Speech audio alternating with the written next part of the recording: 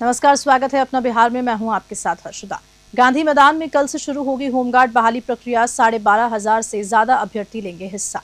आपको बता दें, लखीसराय के गांधी मैदान में 30 अप्रैल से 15 मई तक होमगार्ड बहाली प्रक्रिया आयोजित की जाएगी। इस भर्ती में कुल 12,322 अभ्यर्थी शामिल होंगे। बहाली को लेकर एसपी अजय कुमार, प्रभारी DM Sudhanshu Shekhar, DDC Sumit Kumar, home guard commandant Akhilesh Thakur समेत मजिस्ट्रेट और कर्मियों को आवश्यक दिशा निर्देश दिए गए। एसपी और एसडीएम ने गांधी मैदान का निरीक्षण भी किया। उन्होंने बताया कि कदाचार मुक्त प्रक्रिया के लिए मार्केटिंग, लाइटिंग, पंडाल और शुद्ध पेयजल की समुचित व्यवस्था की गई है।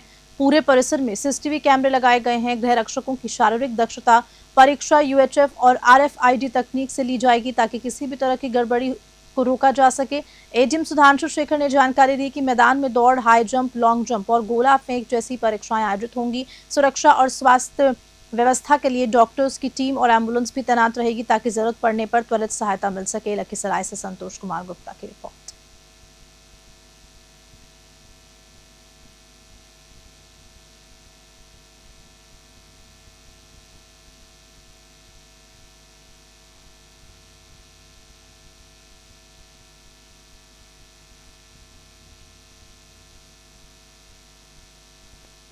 होमगार्ड का बहाली जो है शुरू होने वाली है, इसके लिए हम लोग चौकचबंद कर लिए हैं।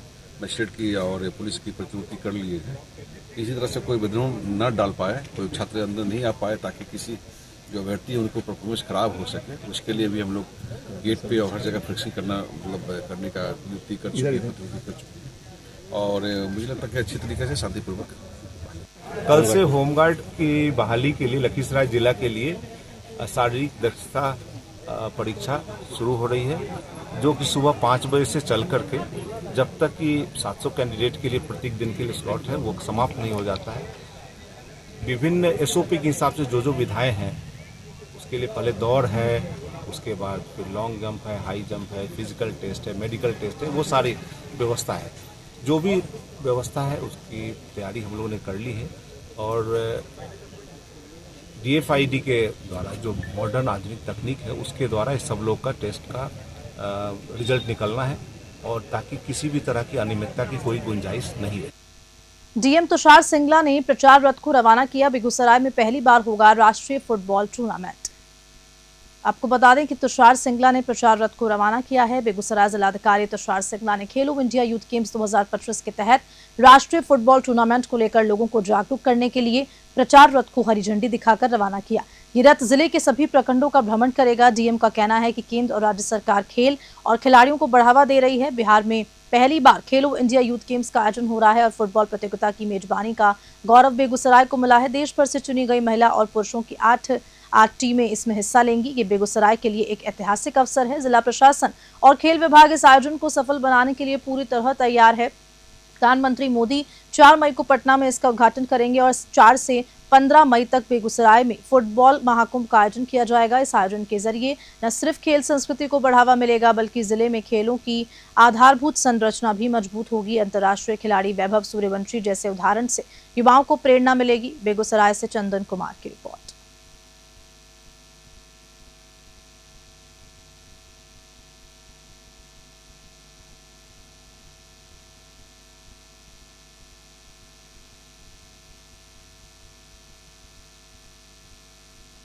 देखिए, आप लोग जानते हैं कि बेगूसराय ज़िला के लिए बहुत ही सौभाग्य की बात है। सबसे पहले तो हमारे राज्य में खेलो इंडिया यूथ गेम्स पहली बार हो रहा है और पूरे राज्य में 5 जिलों में जो है कार्यक्रम हो रहा है खेलों का प्रोग्राम, जिसमें कि पटना, गया, नालंदा, भागलपुर और बेगूसराय में फुटबॉल का खेल होगा। तो यहाँ पर 5 मई से 14 मई 15 मई तक लगभग 10 दिन जो खेल चलेगा। इसमें पूरे देश से 8 टीमें, मेल में फीमेल में 8 राज्यों की टीमें आ रही हैं और मेल जो टीम है उनके मैचेस जो होंगे वो जमुना भगत स्टेडियम तेगड़ा में होंगे और जो फीमेल टीम्स हैं उनके मैचेस IOCL बरौनी स्टेडियम में होंगे। और दोनों स्टेडियम का जीर्णोद्धार किया गया है। वहाँ पे स्टेडियम्स का अगर आप लोग जाकर देखेंगे अभी तो वहाँ पे जो ग्रास का काम है, कारपेटिंग का काम है, समतलीकरण का काम है, उसका लेवल करना ग्राउंड को, पवेलियन का काम है वो भी हुआ है, साथ में लाइट्स वगैरह का भी काम हुआ है और इसके साथ ही जो आसपास का परिवेश है वो भी बहुत खूबसूरत पहले से हुआ है, सुंदर हुआ है। नरेश टिकैत के बयान से नाराज बीजेपी किसान मोर्चा ने बेगूसराय में जोरदार प्रदर्शन किया। पुतला दहन कर विरोध भी जताया। आपको बता दें कि 22 अप्रैल को जम्मू कश्मीर के पहलगाम में पर्यटकों पर हुए आतंकी हमले के बाद पूरे देश में गुस्सा का माहौल है। इसी बीच किसान नेता नरेश टिकैत द्वारा भारत सरकार से सिंधु जल संधि तोड़ने को लेकर दिए गए बयान से बीजेपी किसान मोर्चे में गुस्सा फूट पड़ा। बेगूसराय में जिला अध्यक्ष सीताराम सिंह के नेतृत्व में कैंटीन चौक पर सैकड़ों कार्यकर्ताओं ने नरेश टिकैत का पुतला दहन कर विरोध जताया। इस मौके पर बीजेपी किसान मोर्चा के प्रदेश महामंत्री नवीन कुमार ने कहा कि ये घटना बेहद विभत्स है और प्रधानमंत्री नरेंद्र मोदी के नेतृत्व में सरकार पाकिस्तान को कड़ा जवाब देने को तैयार है। उन्होंने नरेश टिकैत के बयान को राष्ट्र विरोधी करार देते हुए कहा कि टिकैत का पाकिस्तान प्रेम अब जग जाहिर हो चुका है। उन्हें भारत में नहीं बल्कि गद्दार मुल्क से लगाव है। बेगूसराय से चंदन कुमार की रिपोर्ट।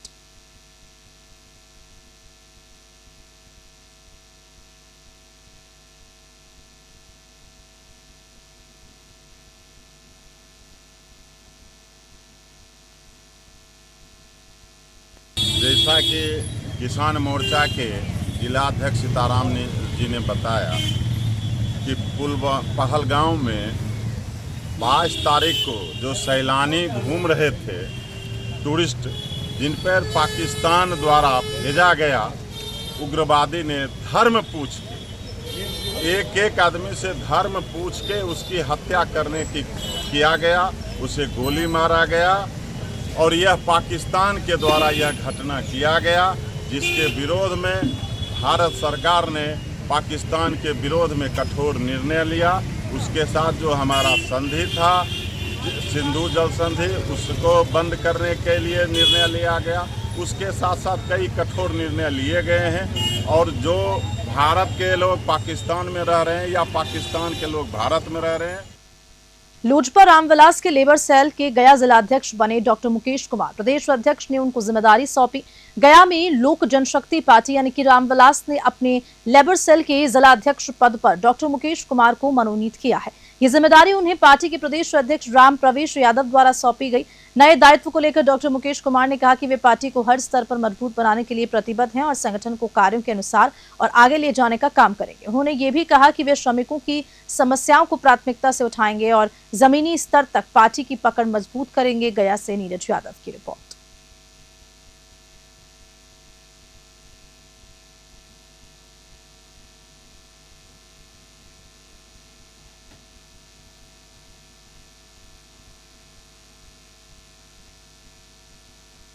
खबर मुंगेर से है, जहां मां से मारपीट कर बेटों ने अधमरा कर दिया। समझाने गई बहन और उसके पति को भी बुरी तरह से पीटा।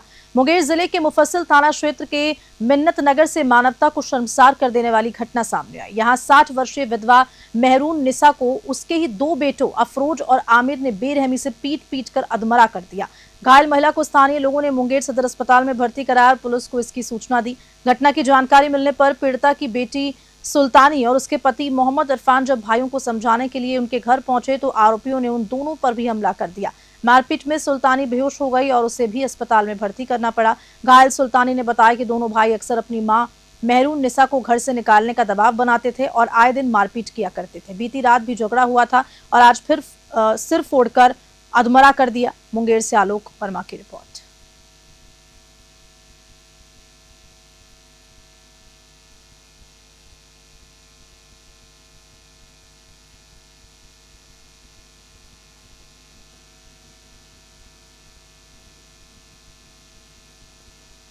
$50 लाख की फिरौती के लिए अपहरण हुए व्यवसायी को रोहतास पुलिस ने 12 घंटे में सकुशल बरामद किया। 7 आरोपी गिरफ्तार किए। रोहतास जिले में अपहरण की एक बड़ी वारदात को पुलिस ने महज 12 घंटे में सुलझाकर सराहनीय उपलब्धि हासिल की। सोमवार देर शाम कारवंदियो थाना क्षेत्र के अमरा तालाब पुरानी जीटी रोड से 52 वर्षीय व्यवसायी सूरज प्रसाद का अपहरण कर लिया गया था। अपहरणकर्ताओं ने फिरौती के लिए 50 लाख रुपए की मांग की थी। घटना की सूचना मिलते ही पुलिस कप्तान रोशन कुमार के नेतृत्व में जिले भर में नाकाबंदी कर दी गई और एक विशेष टीम का गठन किया। जांच के क्रम में सीसीटीवी फुटेज खंगाले गए और अपहरण में इस्तेमाल की गई स्विफ्ट डिजायर कार की पहचान दरिगांव थाना क्षेत्र के धनपुरवा निवासी छोटू सिंह की गाड़ी के रूप में हुई। छोटू सिंह की गिरफ्तारी के बाद पुलिस को अहम सुराग मिला और नासरीगंज थाना के पडोरी गांव में सोन नदी किनारे उमा शंकर के घर से अपहृत सूरज प्रसाद को सकुशल बरामद कर लिया गया। रोहतास से राहुल सिंह की रिपोर्ट।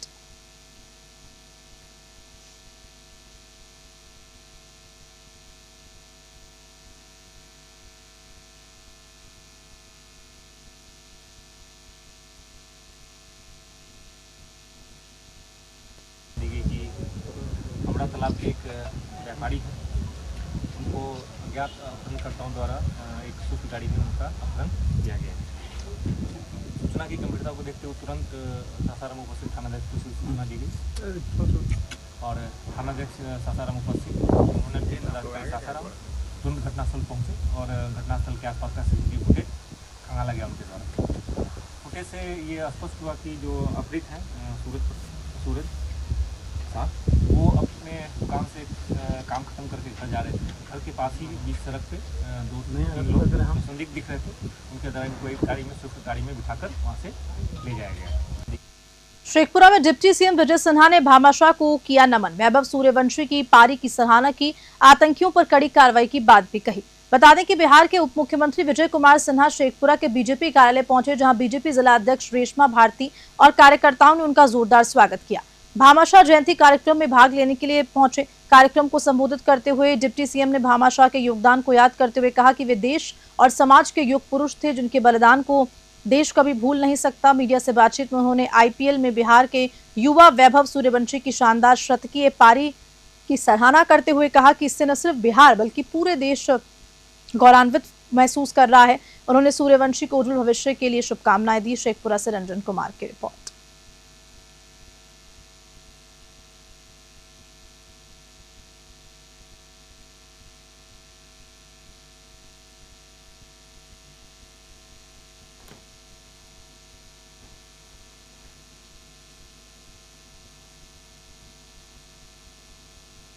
कार्यालय में हमारे देश को गौरवान्वित करने वाले महान पुरुष भामाशाह की जन्म जयंती मनाई गई 477वीं जैन जयंती मनाई गई, जिसमें हमारे मुख्य अतिथि बिहार सरकार के उप मुख्यमंत्री विजय कुमार सिन्हा जी उपस्थित हुए और हजारों कार्यकर्ता इस कार्यक्रम में उपस्थित हुए और उन्हें श्रद्धा सुमन अर्पित किए। ऐसे महान पुरुष हमारे हर घर में जन्म ले और हर एक घर में एक भामा साहब जरूर निकले, क्योंकि वो ऐसे महान दानवीर थे कि मुगल शासन से जब देश परास्त था तब उन्होंने महाराणा प्रताप जी के साथ मिलकर मुगलों को धूल चटाने का काम किया और अपनी सारी संपत्ति देश के लिए समर्पित कर दी।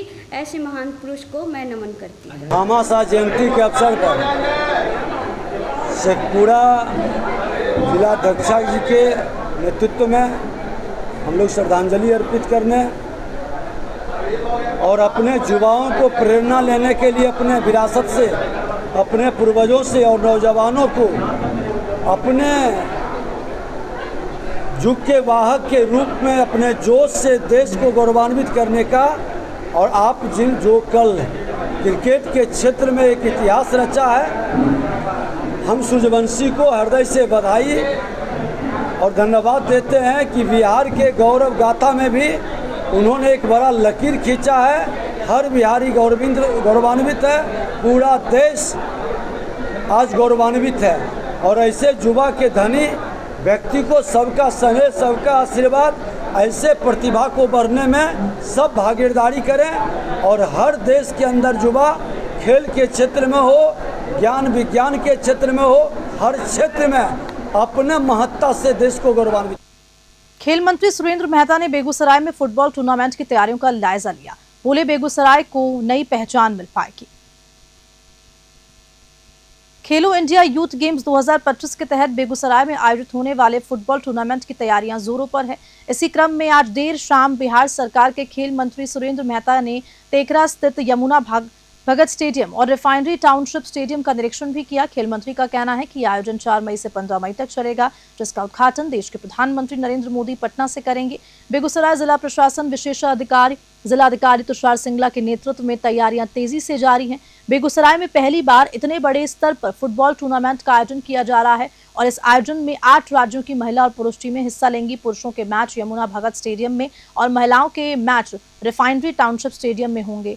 बेगूसराय से चंदन कुमार की रिपोर्ट।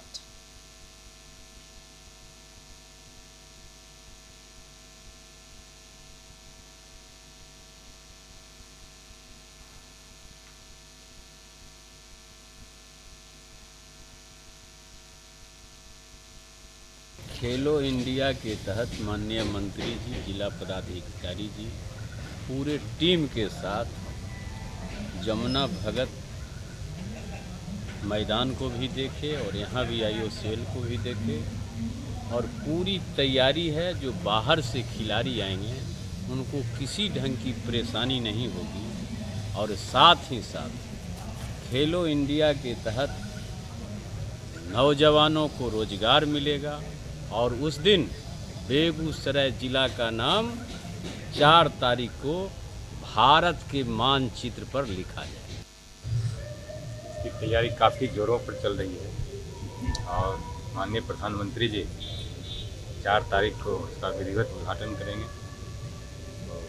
पूरा जिला प्रशासन, जिला पदाधिकारी जी के नेतृत्व में काफ़ी तैयारी चल रहा है। पूरा जिला प्रशासन के लोग लगे हुए हैं और निश्चित रूप से ये खेल बेगूसराय जिला को खेल के क्षेत्र में एक नया दिशा देने का काम।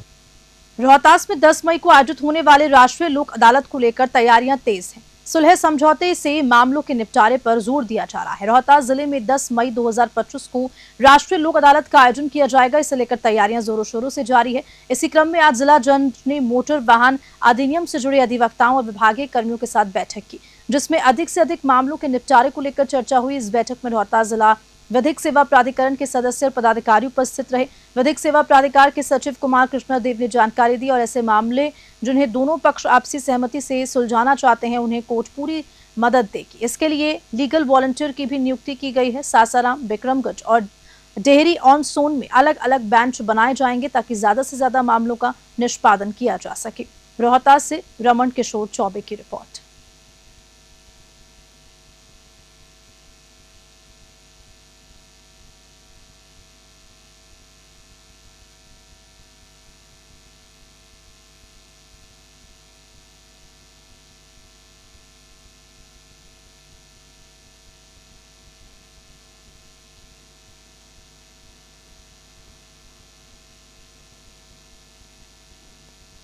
जिले के तेगड़ा अनुमंडल न्यायालय परिसर में बुधवार को एक बड़ी आपराधिक साजिश को स्थानीय लोगों की सतर्कता और पुलिस की तत्परता से नाकाम कर दिया गया।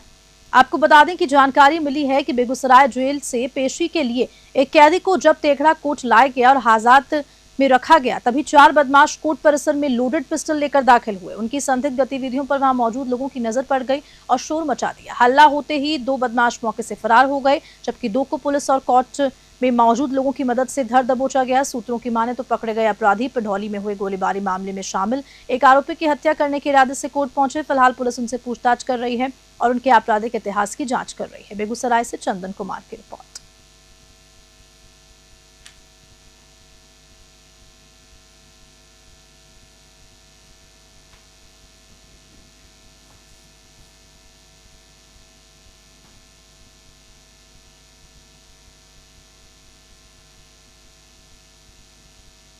न्यायालय परिसर में अनुमंडल तेगड़ा जो न्यायालय परिसर है उसमें संदिग्ध अवस्था में 2 व्यक्ति को पकड़ा गया, जिसके पास एक देसी कट्टा बरामद हुआ है।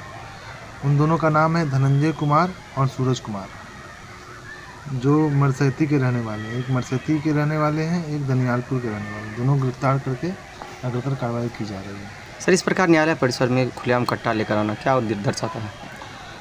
उनकी मंशा जानने के लिए हम लोग जाँच कर रहे हैं।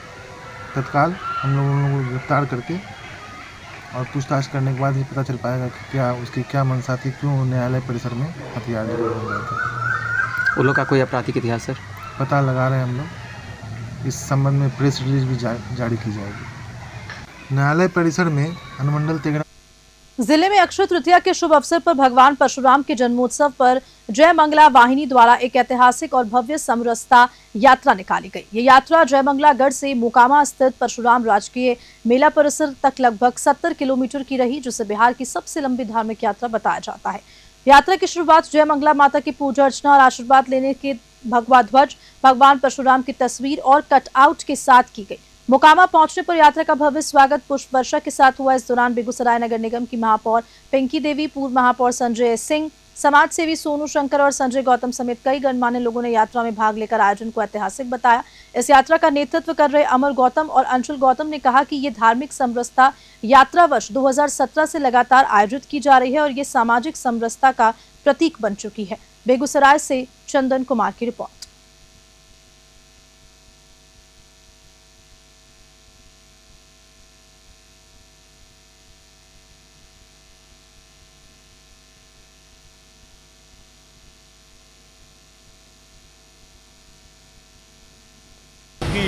की यात्रा होगी, क्या उद्देश्य है?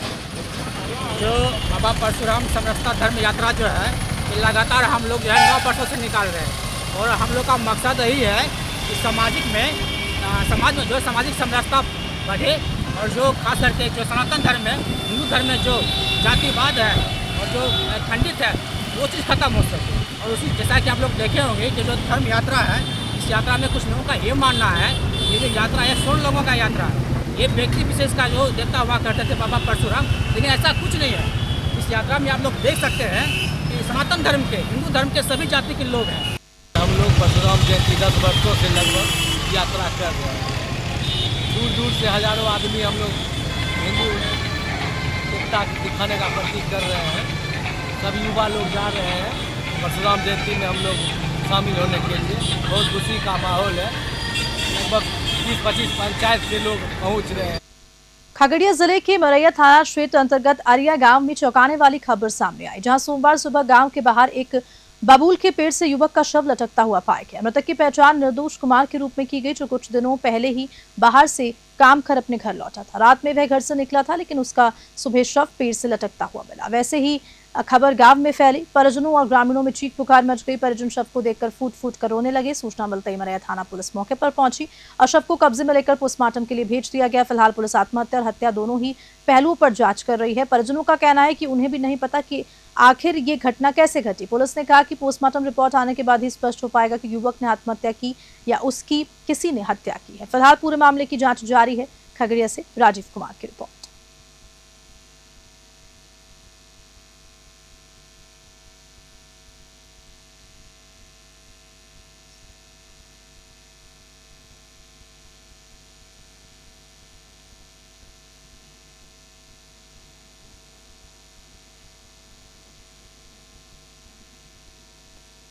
लखीसराय समरालय स्थित गांधी मैदान में मंगलवार से होमगार्ड बहाली प्रक्रिया की शुरुआत की गई। प्रशासन द्वारा कड़े सुरक्षा प्रबंध किए गए ताकि बहाली पूरी तरह से निष्पक्ष और पारदर्शी तरीके से संपन्न हो सके। जानकारी के मुताबिक जिले में कुल 123 पदों के लिए 12,328 आवेदनों की प्राप्ति हुई है। पहले चरण में 700 उम्मीदवारों का शारीरिक मापदंड जांच प्रक्रिया से गुजरना तय किया गया और दौड़ के मापदंड के अनुसार पुरुष प्रतिभागियों को 6 मिनट में 1600 मीटर और महिला व थर्ड जेंडर प्रतिभागियों को 5 मिनट में 800 मीटर की दौड़ पूरी करनी होगी।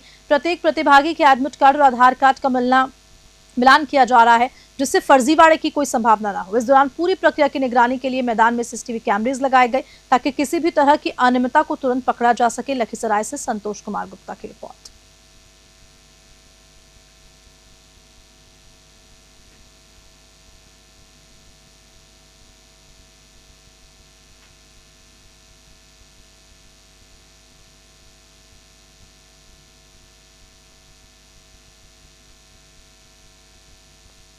लखीसराय जिले के कबैया थाना क्षेत्र स्थित एक निजी क्लिनिक में उस समय हंगामा मच गया जब महेशपुर निवासी कमलेश पासवान की पत्नी काजल कुमारी की इलाज के दौरान मृत्यु हो गई। जानकारी के अनुसार 4 दिन पहले काजल को प्रसव के लिए भर्ती कराया गया था। आज सुबह अचानक तबीयत बिगड़ने के बाद उसे बेगूसराय रेफर किया, लेकिन रास्ते में ही उसकी मृत्यु हो गई। इसके बाद गुस्साए परिजनों ने क्लिनिक में तोड़फोड़ की और डॉक्टर पर गंभीर लापरवाही का आरोप लगाया। सूचना मिलते ही कबैया थाना अध्यक्ष अमित कुमार पुलिस बल के साथ मौके पर पहुंचे और स्थिति को नियंत्रण में लिया।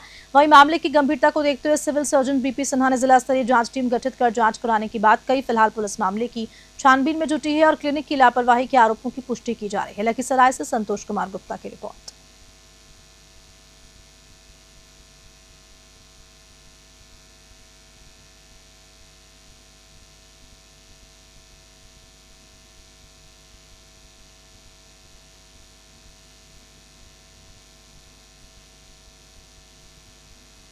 केडी हॉस्पिटल में जो घटना घटी है उसकी जानकारी आपसे प्राप्त हो रही है। अभी तक हमें जानकारी नहीं प्राप्त थी, लेकिन जहाँ तक बात है रजिस्ट्रेशन की, तो अब 40 बेड से कम वाले वैसे नर्सिंग होम को रजिस्ट्रेशन लेना जरूरी नहीं है, सरकार का निर्देश है।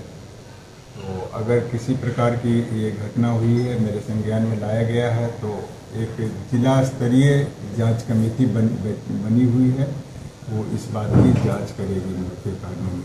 और अगर जिस महिला की मौत हुई है उसकी बॉडी को यहाँ लाया जाता है तो उसका पोस्टमार्टम करवाया जाएगा और उससे भी कुछ साक्ष्य का प्राप्त होगा। मामला यह हुआ सर कि डायबिटीज था पेशेंट, इसको यहाँ पर एडमिट किया है। इन लोग से पूछा भी कि क्या आप इसको मतलब कि एडमिट कर, वो बोला कि हम ठीक कर देंगे जैसे कि नॉर्मल संस्कार, और नहीं हुआ है। इसका टॉयलेट में जो पेशाब बंद हो गया, पेशाब बंद हुआ तो ये लोग बोला कि पेशाब जो इसका मम्मी रहती थी यहाँ इसके साथ में, उन्होंने बोली कि पेशाब बंद हो गया, आप इसको चेक करिए। तो उन्होंने बोला कि नहीं पेशाब हो रहा है, पन्नी जो लगाया था उसमें पहले से ही टॉयलेट था, और वही वजह से ये सब लापरवाही किया इलाज करने में। सुबह आज 3 बजे ये लोग बोला कि आप यहाँ से ले जाइए, बेगूसराय ट्रांसफर कर दिया। कब आए आप यहाँ? यहाँ तो 4 दिन हो गया। 4 दिन से? हाँ। क्या नाम है मृतक का? मृतक का नाम है काजल कुमारी। अरवल जिले के कुर्था प्रखंड स्थित प्राचीन सूर्य मंदिर में बाल अधिकारों की सुरक्षा और बाल विवाह की रोकथाम को लेकर एक अहम जागरूकता अभियान चलाया गया। इस अभियान का नेतृत्व कुर्था बीडीओ निशा कुमारी ने किया। उन्होंने कहा कि बाल विवाह निषेध अधिनियम 2006 के अंतर्गत ये एक दंडनीय अपराध है, फिर भी जागरूकता की कमी के कारण समाज में ये कुप्रथा भी उपस्थित है। बीडीओ ने धर्मगुरुओं, पुरोहितों और विवाह संपन्न कराने वाले लोगों को इस अभियान का अहम हिस्सा बनाते हुए उनसे शपथ दिलाई कि ऐसे किसी भी अवैध विवाह में शामिल नहीं होंगे। उन्होंने जोर देकर कहा कि विवाह कराने वाले वर्ग को यदि कानून की जानकारी हो, वे जागरूक हों, तो बाल विवाह की रोकथाम में बहुत बड़ी सफलता मिल सकती है। कार्यक्रम में महिलाओं को भी जागरूक करते हुए शपथ दिलाई गई और बताया गया कि समाज में बाल विवाह के दुष्परिणामों को रोकने के लिए सामूहिक प्रयास बहुत जरूरी है। अरवल से रंजन कुमार की रिपोर्ट।